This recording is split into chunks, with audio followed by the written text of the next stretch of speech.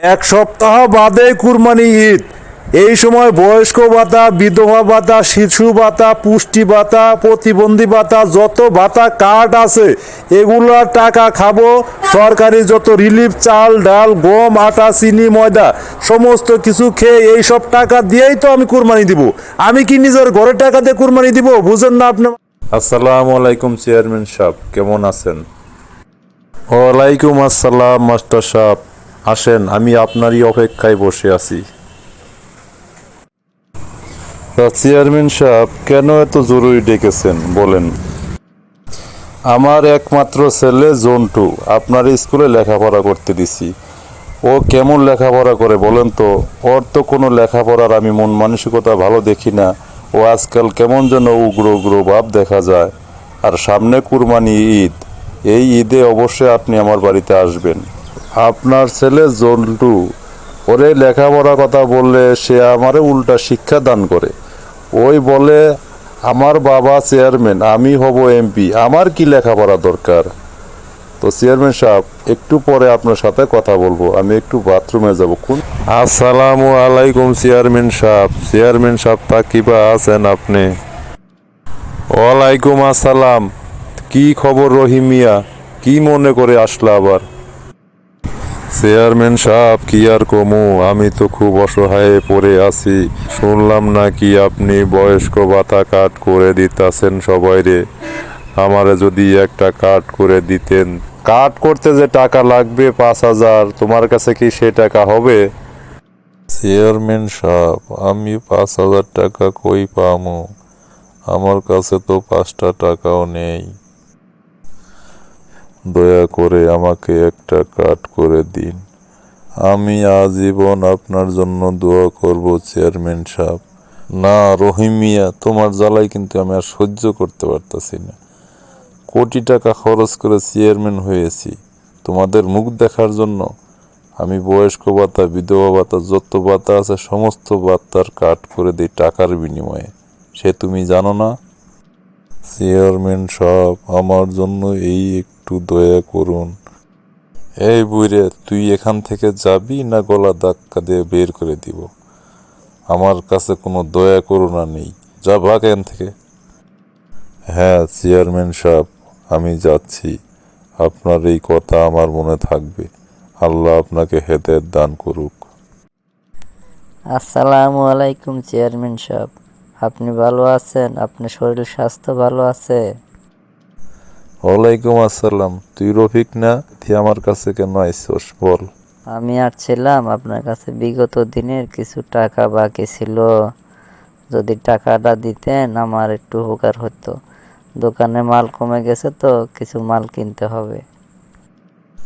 কি রে রফিক, তোর সাহস দেখে তো আমি বাঁচি না। আমি এই এলাকার চেয়ারম্যান, সবাই আমাকে সম্মান করে।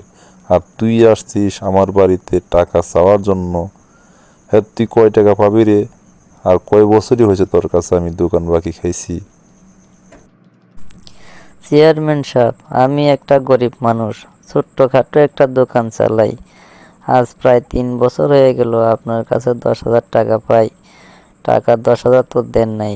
এর আগেও তিনবার আপনাকে হালখাতার চিঠি দিয়েছি, তারপরেও আপনি আমার দোকানে হালখাতা করতে যান নাই। আমি অসহায় হয়ে 1,000 টাকা নেওয়ার জন্য আসছি। এই তুই অসহায় হয়েছস তা আমার কি হয়েছে? তুই স্বাবলম্বী হইতে পারস না, কোটিপতি হইতে পারস না। তুই অসহায় গরিব মিসকিন, তা আমি কি করব? টাকা পাস, যেদিন মনে চায় সেদিন দেব। তুই কি আমার কাছে জোর করে টাকা নিবু নাকি? আমি একটা এলাকার চেয়ারম্যান, তোর কথার ডং দিকে তো আমার মাথাটাই নষ্ট হয়ে যাচ্ছে। তো চেয়ারম্যান সাহেব, এটা আপনি কেমন কথা কইলেন? আমি আপনার কাছে টাকা পাই, টাকা চাবো না কেন? আর আপনার যেদিন মনে চায় সেদিন টাকা দিবেন। আমি একটা গরিব মানুষ, এই দোকানের উপরে আমার সংসার, সেটা আপনি জানেন না। আজকে আমার টাকাটা চেয়ারম্যান সাহেব দিয়ে দেন। আপনার এই টাকা নিয়ে আমি মোকামে যায় মাল কিনে নিয়ে আসবো। এই রফিক, তুই আমার মুখে মুখে কথা বলিস না। অনেক বড় সাহস হয়েছে তোর। ওস দাঁড়া, তোরে আমি টাকা দিচ্ছি আজকে। এমন টাকা দিব না তুই সারা বছর মনে রাখবি। এই ছোট্ট লোক, তোর অনেক সাহস হয়ে গেছে না? শালাই তোর ছোট লোক জানোয়ার, দেখ তোর আজকে আমি কি করি, এমন হাল করব তুই আজীবন মনে রাখবো। কি ব্যাপার চেয়ারম্যান সাহেব এত নিচু মনের মানুষ, আমি তো আগে বুঝিনি। এই লোকগুলোর সাথে এমন যাতা ব্যবহার কেন করতেছে সে? আরে চেয়ারম্যান সাহেব, রফিককে কেন মারছেন আপনি? থামুন থামুন, কি হয়েছেটা কি, বিষয়টা কি? এই রফিক ভাই, একটু তুমি যাও, তুমি তোমার দোকানে যাও, দিকে আমি চেয়ারম্যান সাহেবের কাছে শুনি। আমার জানা মতে রফিক একটি ভালো ছেলে, ও দোকানদারি করে, সবার সাথে মিষ্টি ব্যবহার করে। কি বিষয়টা কি চেয়ারম্যান সাহেব? বুঝলাম না তো আসলে, ওরে মারতেছেন কেন আপনি? আরে মাস্টার সাহেব, আপনি এগুলো বুঝবেন না, সরেন দেখি, আমি ওরে আজকে মেরেই ফেলবো। শালা বদমাইশ তোর ছোট লোক ফকিন্নির বাচ্চা, জানেন ওর কত বড় সাহস? ও আমার বাড়িতে আসছে টাকা চাইতে, ওর সাহস দেখে বাঁচি না। আমি এই এলাকার চেয়ারম্যান, আমার একটা সম্মান বললে কিছু নেই? রফিক আপনার কাছে টাকা পায় তো চেয়ারম্যান সাহেব, সে তো চাইতেই পারে, তাই বলে কি আপনি তাকে মারবেন নাকি? আর ও তো বলে গেল আপনার কাছে 3 বছরের টাকা পায়, তো আপনি 3 বছর হয়ে গেছে টাকাটা দেন নাই কেন? আরে মাস্টার সাহেব, এই বিষয়ে আপনি কথা বলতে আসেন না, যেটা বুঝেন না সেটা কিছু বলেন না। আপনার মাস্টার হয়েছেন দেখে সব কিছু বুঝেন না। ওর দোকানে বাকি খেয়েছি মাত্র 3 বছর হয়েছে, 5 বছর তো হয় নাই। আমার যখন মনে হচ্ছে আমি তখন টাকা দিব। আমি একটা বর্তমান রানিং চেয়ারম্যান, আমি চাইলে নদীর পানি উজানি ধরাইতে পারি, সে ক্ষমতা আমার রয়েছে, জানেন? এরকম ছোট লোক, একদম নিচু মনের মানুষ আমার বাড়িতে আসছে টাকা চাওয়ার জন্য, দেখছেন ওর সাহস কত বড়? 1 সপ্তাহ বাদে কুরবানি ঈদ, এই সময় বয়স্ক ভাতা, বিধবা ভাতা, শিশু ভাতা, পুষ্টি ভাতা, প্রতিবন্ধী ভাতা, যত ভাতা কার্ড আছে এগুলোর টাকা খাবো। সরকারি যত রিলিফ, চাল ডাল গম আটা চিনি ময়দা সমস্ত কিছু খেয়ে এই সব টাকা দিয়েই তো আমি কুরবানি দিব। আমি কি নিজের ঘরের টাকা দিয়ে কুরবানি দিব? বুঝেন না আপনি মাস্টার সাহেব?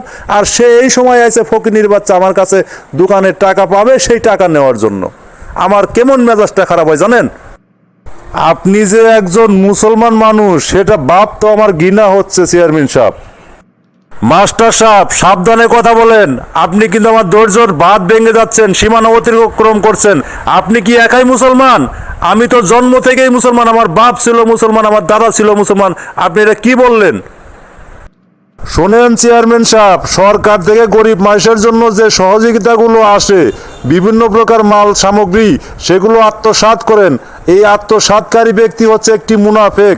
শুধুমাত্র কুরবানি দিয়ে গোস্ত খাওয়া, নুনু কেটে মুসলমান দাবি করা, বংশগতভাবে মুসলিম হওয়া, এইগুলো প্রকৃত মুসলিম না। প্রকৃত মুসলিম হতে গেলে আপনাকে অবশ্যই সম্পূর্ণ হকদারের হক ন্যায্যভাবে দিতে হবে। অন্যকে অন্যায়ভাবে অত্যাচার করা যাবে না, জুলুম করা যাবে না। আর একটা কথা অবশ্যই মাথায় রাখবেন, যদি একটি টাকা ঋণ করে আপনি মারা যান, পাওনাদার ব্যক্তি যদি ওই টাকা মাফ না করে, তাহলে আপনি 1000টা ভালো কাজ করেও কিন্তু জান্নাতে যেতে পারবেন না। তাই সময় থাকতে সমস্ত ঋণ পরিশোধ করার চেষ্টা করুন। মাস্টার সাহেব, আমি তো জীবনে অনেক অন্যায় করেছি, অনেক পড়ার হক মাল খেয়েছি, আমি অনেক পাপী। আল্লাহ কি আমাকে মাফ করবেন? হে আল্লাহ, আপনি আমাকে মাফ করে দিন, আমার সমস্ত গুনাহ মাফ করে দিন, আমি আর অন্যায় কাজ করব না। আল্লাহ তাআলা অসীম দয়ালু, দয়া করতেও পারেন, তাই আপনি আল্লাহ তাআলাকে বেশি বেশি করে ডাকুন, আল্লাহর সমস্ত হুকুম আহকামগুলি মানার চেষ্টা করুন। আল্লাহ তাআলা চাইলে আপনাকে সব কিছু মাফ করে দিতে পারেন। প্রিয় বন্ধুগণ, সব সময় সত্যের পথে থাকুন, অন্যায়কে প্রতিবাদ করার চেষ্টা করুন। দেখা হবে অন্য কোনো ভিডিওতে। ভিডিওটি ভালো লাগলে অবশ্যই একটি শেয়ার করে দিবেন, আর হ্যাঁ, অবশ্যই ফলো করতে ভুলবেন না।